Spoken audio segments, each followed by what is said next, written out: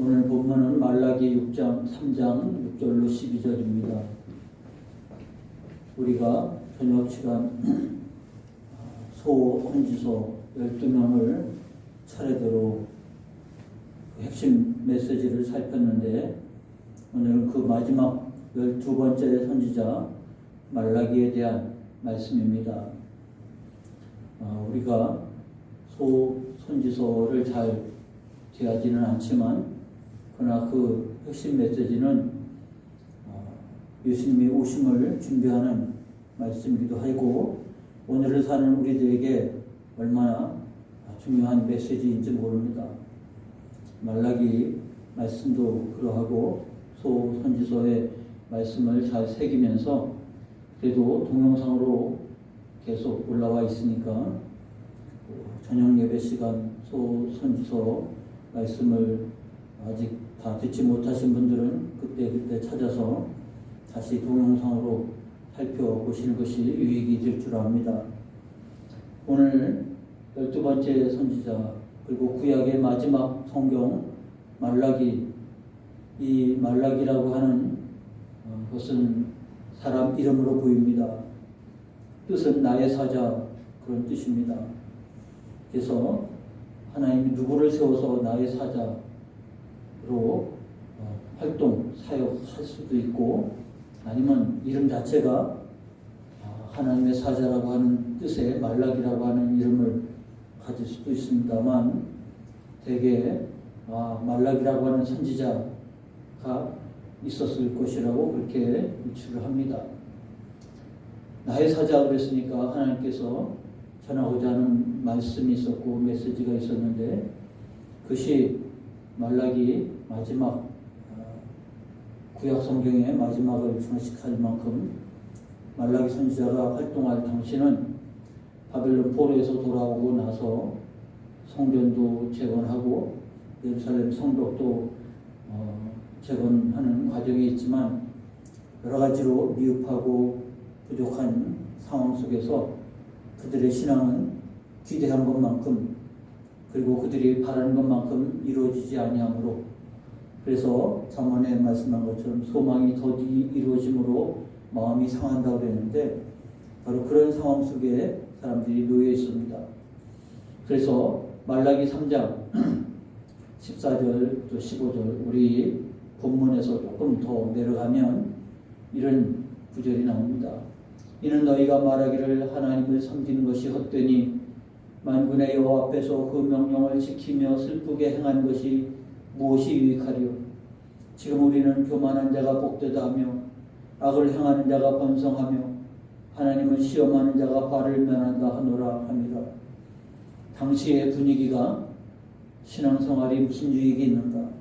지금은 하나님 없이 살아가는 사람들이 복되며 번성하며 오히려 하나님을 시험하는 자가 화를 면하고 있다라고 사람들이 인식할 만큼 신앙생활하는 것들이 무기력해지고 의미 없어지는, 그러나 안 할 수 없으니 형식만 남아있는 바로 그 시대에 하나님께서 선지자를 통해서 말씀하고 있는 것입니다. 그러므로 해야 할 말이 얼마나 많겠습니까? 우리가 안다고 하면, 구약 성경의 마지막 성경이라고 하면 하나님 주신 약속을 따라 선택받은 하나님의 백성들이 정말 복된 열매, 그리고 하나님의 축복으로 구약 성경이 마무리되어야 되는데, 그렇지 못한 것이 비극이라고 할 수 있습니다. 그럼에도 불구하고 하나님께서 이 말씀을 우리에게 주셨고, 이것이 말라기서의 핵심 메시지를 우리가 살피려고 합니다. 말라기서는 다른 성경하고 다르게 논쟁으로 되어 있습니다. 예를 들면 말라기 1장 2절 시작을 이렇게 합니다. 여호와께서 이르시되 내가 너희를 사랑하였노라 하나 너희는 이르기를 주께서 어떻게 우리를 사랑하였나이까 하는도다. 말라기서 내용이 계속 하나님이 말씀하시면 거기에 이스라엘 백성들이 따박따박 요즘 우리가 말하는 대로 하면 말대꾸를 하는 겁니다. 하나님이 사랑하였노라 하니까 주께서 어떻게 우리를 사랑하였나이까? 그 얘기는 말도 안 되는 소리. 하나님이 사랑하였다고 하면 우리가 이렇게 살겠습니까? 하나님의 말씀에 하나하나 반박을 하는 내용, 그 논쟁으로 이 말라기서가 되어 있습니다. 그러므로 선지자는 아예 그들이 하는 말을 알기 때문에 주의 사자니까 주의 말씀을 전하면 그러면 너희는 이렇게 말하는데 그게 사실은 얼마나 하나님 앞에 잘못된 일들인가에 대해서 말씀을 하고 있는 것입니다. 이제 오늘 본문으로 들어가면 6절에 이렇게 시작을 합니다.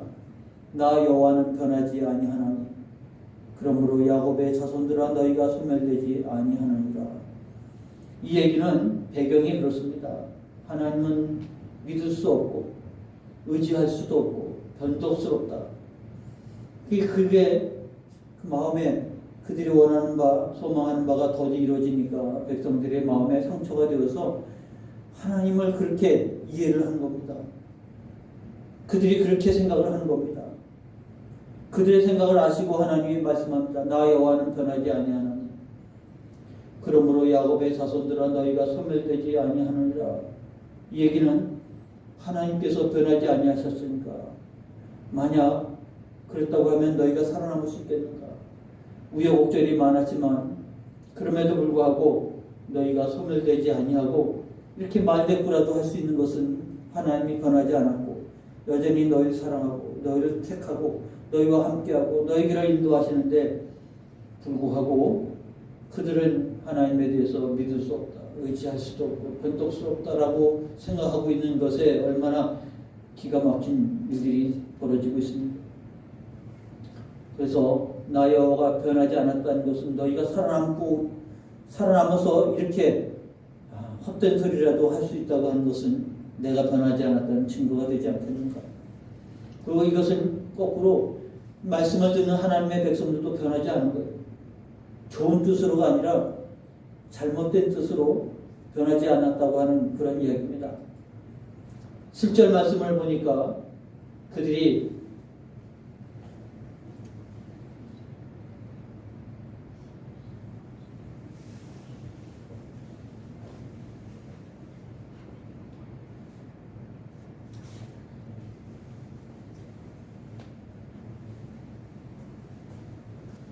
지금 화면이 잘 안 되는 것 같아서 화면을 지금 살피느라고 잠깐 말씀이 끊었습니다.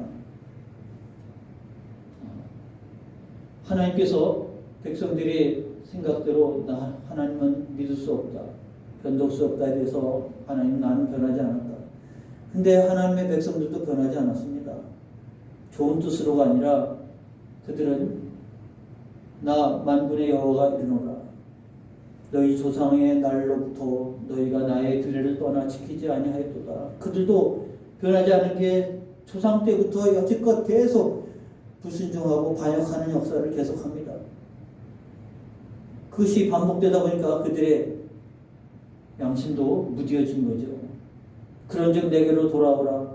그리하면 나도 너희에게로 돌아가리라 하였더니 너희가 이르기를 우리가 어떻게 하여야 돌아가리까? 그 얘기는 아니요, 우리가 뭐 돌아갈 게 있습니까? 뭐 우리가 언제 떠났습니까? 그런 의도죠. 하나님께서 그들의 죄악, 그들의 불순종, 그리고 그들의 마치 우상숭배, 구약의 역사가 다 말하고 있는데도 불구하고 지금도 여전히 무기력하게 형식적인 신앙생활하는 그들에게 너희도 참 변하지 않는구나. 하나님이 변하지 않는 것은 좋은 의미로 변하지 않고 하나님의 백성들이 변하지 않는 것은 하나님이 그 많은 기회를 주고 그 많은 깨달음을 주고 그렇게 많은 선지자를 보내고 그 많은 메시지를 주어도 여전히 변하지 않는 그들. 마지막 말라기에 와서도 너희는 내게 돌아오라고 말씀하십니다. 그리하면 나도 너희에게로 돌아가리라 하였더니 하는 말이 우리가 어떻게 해야 돌아가리까? 이제 어떻게 읽느냐에 따라서 뉘앙스가 다르잖아요. 반발하는 투로 말씀한 것이 7절의 내용입니다. 하나님이 그에 대해서 뭐라고 대답하십니까? 돌아오는 방법이 8절, 9절에 말합니다. 사람이 어찌 하나님의 것을 도둑질하겠느냐? 그러나 너희는 나의 것을 도둑질하고도 말하기를 우리가 어떻게 주의 것을 도둑질하였나이까 하는도다. 이는 곧 11조와 봉헌물이라. 너희 곧 온 나라가 나의 것을 도둑질하였으므로 너희가 저주를 받았느니라. 이 말씀은 하나님께서 11조를 말하려고 하는 것이 아니라 어떻게 우리가 돌아갈 수 있습니까? 하니까 하는 말이에요. 그는 말로 우리가 잘못했습니다. 돌아가겠습니다. 그게 돌아오는 방법이 아니죠. 성전에 이제 우리가 소홀했는데 그러면 성전에 나가서 제사 드리겠습니다 하고 나가는 게 아니고 그들이 말로 생각으로 입으로 입술로 하는 돌아오는 게 아니고 돌아오는 방법의 구체적인 것은 너희가 11조와 봉헌물 하나님 앞에 드려야 할 것들을 도둑질하고도 온 나라가 나의 것을 도둑질하고도 어느 한두 사람의 문제가 아니죠. 온 이스라엘 백성들이 다 그렇게 살고 있는 것입니다. 그래서 말씀의 요지는 돌아와야 되는 것인데 어떻게 돌아오냐고 물으니까 하나님 앞에 돌아와야 되는데 몸도 마음도 그리고 온 뜻을 다해서 돌아와야 되는데 그 돌아온 것은 입술로 잠깐의 고백으로 돌아오는 게 아닙니다. 잘못했습니다. 회개하고 돌아오는 게 다가 아닙니다. 구체적으로 돌아오는 방법은요. 11조와 봉헌물을 제대로 하나님께 온전히 드려라고 말씀하고 있습니다. 무슨 뜻으로 이런 말씀을 했을까라는 것을 잠시 살펴야 합니다. 이것은 구약 전체가 연결되어 있는 메시지인 것입니다. 11조와 봉헌물이라고 하는 말을 하고 있습니다. 이것은 민수기 18장 24절에 이렇게 언급이 됩니다. 이스라엘 자손이 여호와께 거제로 드리는 11조를 레위인에게 기업으로 주었으므로 내가 그들에 대하여 말하기를 이스라엘 자손 중에 기업이 없을 것이라 하였노라. 모든 12지파가 땅 분배를 받았을 때 레위 자손에게는 땅을 분배하지 않았습니다. 단지 그들이 거주할 성읍만 12지파에 흩어져 살았는데 그게 48개 성읍에서 그러니까 레위 자손은 온 나라에 다 흩어져 살았어요. 모여 지파는 각 지파별로 땅을 분배받아서 모여 살았지만 레위인들은 12지파 안에 흩어져서 48개 성읍에서 거주를 합니다. 그리고 그들이 하나님 앞에 11조 모든 소산의 11조를 드린다고 하면 그것은 하나님께서 말씀하실 때 주의 것입니다. 그리고 레위인들은 땅을 분배하지 않았기 때문에 레위인들에게 내가 너의 기업이다. 하나님이 말씀하셔서 레위인들에게 바로 이 백성들이 12지파가 11조를 드리면 그것이 레위인들의 기업이었고 레위인들의 삶이었습니다. 그리고 레위인들은 그것 중에서 10분의 1을 예루살렘으로 올려보냅니다. 제사장의 몫인 거죠. 그게 봉헌물입니다. 그래서 11조는 레위인들에게 그리고 레위인들이 그 중에서 10분의 1을 레위인 중에서 따로 구별된 제사장들에게 올려보내는 것이죠. 그래서 이스라엘 전체가 신앙으로 유지되어진 것입니다. 형제애로 유지되는 것입니다. 그런데 그들이 11조를 드리지 아니하면 레위 사람들은 산업이 없어요. 하나님 앞에 땅을 분배받지 않았습니다. 그들이 레위인을 먹여 살리는 것이 아니라 그들은 하나님 앞에 11조를 드리고 하나님은 그것이 나의 기업이다. 이스라엘 레위 사람들에게 내가 너의 기업이니까 하나님이 땅 대신에 그 11조를 레위 사람들에게 삶으로 기업으로 주신 것이고 레위 사람들은 그 중에서 또 11조를 봉헌물을 제사장이 있는 예루살렘으로 올려보내면 제사장은 그것으로 하나님 앞에 제사하고 또 제사장의 몫으로 삼게 되는 것입니다. 그러므로 하나님 백성들에게 11조와 봉헌물은 나의 것이라고 말씀하고 있는 겁니다. 그런데 그들이 11조와 봉헌물을 제물로 생각해서 내 것이라고 생각해서 하나님의 것이 아니고 내 것이라 10분의 9가 자기에게 주어진 것들인데도 불구하고 나머지 10분의 1도 내 것이라고 생각하는 그들에게 10분의 1은 하나님이 내 것인데 너희가 내 것을 도둑질했다고 말합니다. 사람이 어찌 하나님의 것을 도둑질하겠느냐? 말도 안 되죠. 어떻게 사람이 하나님의 것을 도둑질하겠습니까? 그러나 너희가 나의 것을 도둑질하고도 말하기를 우리가 어떻게 주의 것을 도둑질하였나이까? 깨닫지 못하는 거죠. 이해도 못하는 겁니다. 그리고 안 하는 겁니다. 그러고서 무슨 하나님 앞에 돌아오겠다고 말하겠습니다.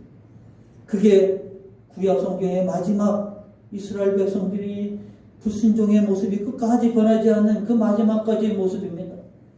하나님이 이렇게 말씀하고 있다고 하는 사실은요, 구약의 모든 체제가 다 무너졌다는 것을 말합니다. 성전 건물은 있어도, 그리고 거기 가서 가끔 들여다보는 사람들은 있을지라도 하나님의 백성다운 모습은 하나도 없는 것. 그러므로 하나님께서 그들에게 이와 같이 하나님의 것을 도둑질했다고 말씀하고 있는 것입니다. 오늘 하나님께서 말씀하시는 그들을 향해서 하나님의 것, 그것은 11조와 봉헌물은 하나님의 것이고 자신의 것이 아니라 하나님의 위를 위해서 쓰여질 것입니다. 하나님의 주권을 무시하고 하나님의 것을 도둑질하는 것이라고 하나님은 정의를 내린 것입니다.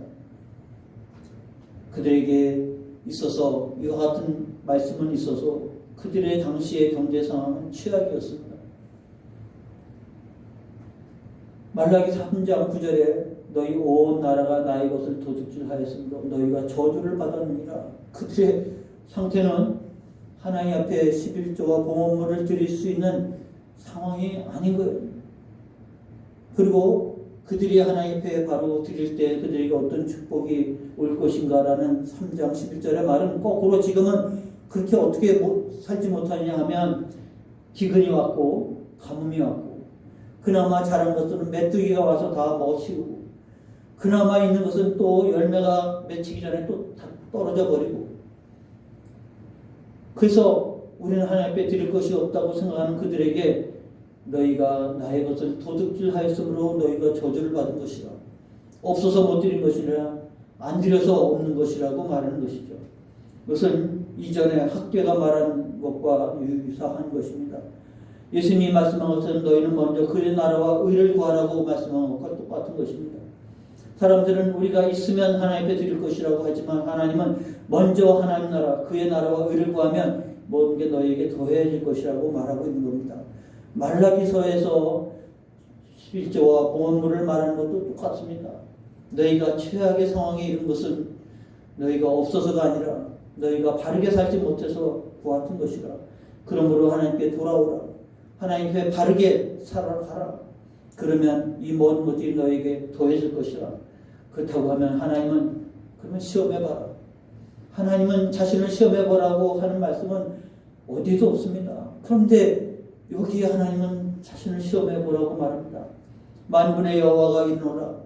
너희의 온전한 11조를 창고에 두려 나의 집에 양식이 있게 하고 그것으로 나를 시험하여 내가 하늘 문을 열고 너희에게 복을 쌓을 곳이 없도록 붙지 아니하나 보라. 이것은 축복의 그런 하나의 테스트가 아닙니다. 내가 하나님 앞에 11조 드리니까 하나님께서 내게 말씀한 대로 복을 줄 것이라고 하는 그런 기복으로 말하는 게 아닙니다. 그것은 하나님 앞에 돌아오는 겁니다. 그 나라와 의를 위해서 살아가는 삶을 살아가는 것이죠. 내가 11조 했으니까 내가 얼마만큼 하나님 내게 복을 주신지 시험해보라고 했으니까 시험하는 것이 아니고 하나님께로 돌아와서 전적으로 하나님께 의지하고 신뢰하고 맡기고 말씀에 순종하며 살아간다고 하면 하나님이 어떻게 지키시는지, 어떻게 인도하시는지, 어떻게 공급하시고 채우시는지 너희가 경험해 보게 될 것이라. 그래서 결과가 너희 땅이 아름다워짐으로 모든 이방인들이 너희를 복되다 하리라. 하나님 그렇게 말씀했어요. 너희가 지금 이 재앙을, 저주를 받고 정말 최악의 상황에 이르렀는데 생각을 하고 하나님께로 돌아와라. 하나님을 온전히 섬겨라. 말씀대로 순종해라. 그러면 너희 땅이 아름다워질 것이다. 그야말로 젖과 꿀이 흐르는 땅이 될 것이다. 모든 이방인들이 너희를 복되다고 말하게 될 것이다. 아, 하나님 저희에게 복을 주셨구나. 하나님 저희와 함께 하시는구나. 그러므로 하나님께서 그들에게 말씀하신 것은 바로 하나님의 말씀대로 살 때, 그 나라와 의를 구하며 살 때 너희 땅이 아름다워질 것이다. 하나님이 그들에게 처음부터 약속하신 그 땅이 젖과 꿀이 흐르는 땅 아니겠습니까? 정말 보기에는 메마른 땅이지만 하나님이 풍성한 복식을 더하는 땅이 되어지도록 하나님께서 역사하실 것입니다. 그러므로 그들이 오늘 하나님 앞에 어떻게 살아야 할 것인가를 분명하게 말씀하고 있습니다. 하나님께로 돌아오는 삶인 것입니다. 그게 하나님 앞에 불순종하며 끝끝내 변하지 않고 불순종하는 그들에게 마지막 최후의 통첩과 같은 말씀으로 돌아오라. 하나님만을 믿고 의지하고 신뢰하고 주의 말씀을 쫓아서 살아가라. 그리하면 지금 너희처럼 그렇게 포로로 붙잡혀가지도 않고 멸망하지도 않고 무너지지도 않고 가뭄 속에 허덕이지도 않고 그리고 메뚜기와 그리고 익지도 않고 땅에 떨어지는 일들이 있어지지 아니할 것이라.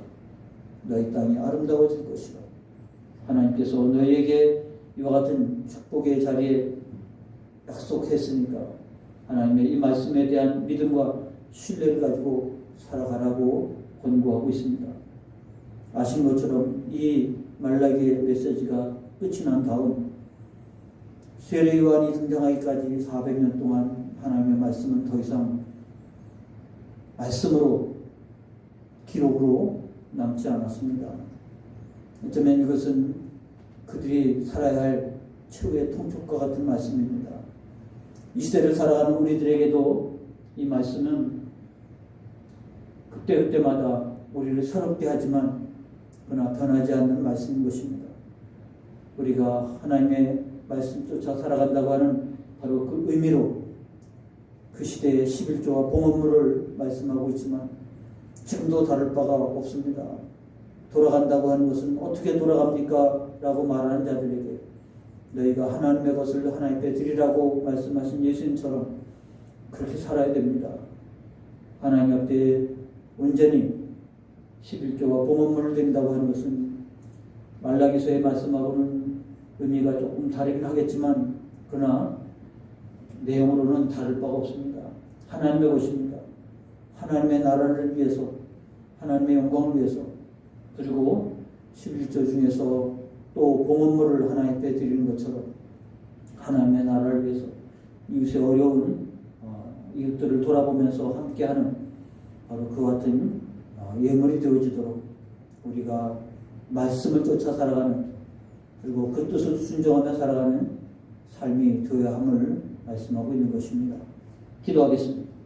하나님 아버지, 불순종한 자녀들이 불순종한 삶을 살아갈 때 그들이 오히려 하나님 앞에 하나님은 변했다고 말합니다만 하나님 나는 변하지 않았고 너희도 참 변하지 않는구나. 불순종한 모습대로 처음부터 끝까지 마지막까지 참고 기다리시는 하나님 앞에 여전히 그렇게 살아가는 그들을 향해서 다시 또 말씀하십니다. 돌아오라.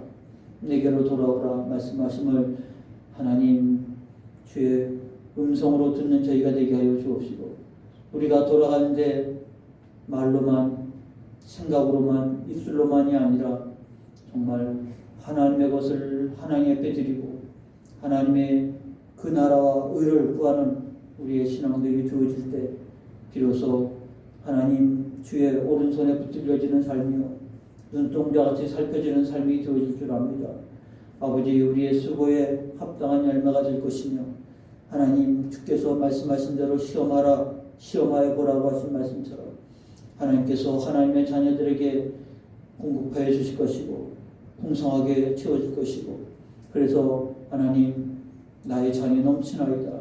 내가 평생에 하나님의 인자하심에서 그리고 주의 집에서 떠나지 아니할 것입니다. 고백하는 아름다운 신앙 고백들이 있어지는 삶이 되어질 수 있게 하여 주옵소서. 잘했다 칭찬 듣는 신앙이고 참으로 의의 멸관이 예비된 신앙으로 아버지 살아가는 저희들 더욱 되게 하옵소서. 예수님의 이름으로 기도하옵나이다. 아멘. 계속해서 찬송 311장 부르시고 신앙 회복과 예배 회복의 한 해를 맞이하도록 중보기도 하시고 주기도 예배 주시기 바랍니다.